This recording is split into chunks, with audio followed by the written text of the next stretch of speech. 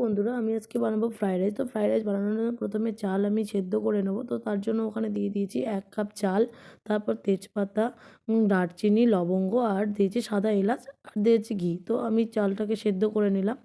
আর এদিকে আমি রেডি করে নিয়েছি ক্যাপসিকাম, গাজর, বিনস। এদিকে কড়াই গরম করে আমি দিয়ে দিলাম পরিমাণ মতো সাদা তেল। তারপর আমি সেগুলো এক এক করে ভেজে নেব। তেলটা গরম হয়ে গেছে, এবার আমি দিয়ে দেবো কেটে রাখা বিনস, গাজর, ক্যাপসিকাম। তো আমি এক এক করে সব দিয়ে দিলাম কড়াইয়ে। তারপর আমি একটু ভালো করে নেড়ে চেড়ে নিলাম, একটু পরিমাণ মতো লবণ দিয়ে ভালো করে আমি একটু ভেজে নেব। তারপর দিয়ে দিলাম এখানে কাজু, কিশমিশ।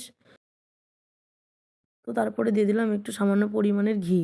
তো ঘিটা দিলে স্মেলটা ভালো আসবে।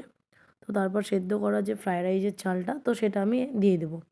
তো চালগুলো আমি দিয়ে দিয়েছি। এবার আমি ভালো করে মিশিয়ে নেব।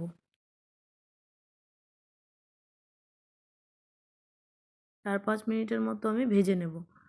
দেখছি ভাজা হয়ে গেছে, তখন আমি ঘি দিয়ে আবার আমি ভেজে নেব 2 মিনিটের মতো করে। ভালো করে নেড়ে চেড়ে ভেজে নেব। তো আমার ভাজা হয়ে গেছে, তখন আমি পরিমাণ মতো দিয়ে দিলাম চিনি। আর লবণটা স্কিপ করে গেছিলো ভিডিওতে। আমি লবণটা যখন আমি ভাতটা করেছিলাম তখনই আমি লবণটা দিয়ে সেদ্ধ করে নিয়েছিলাম চালটাকে।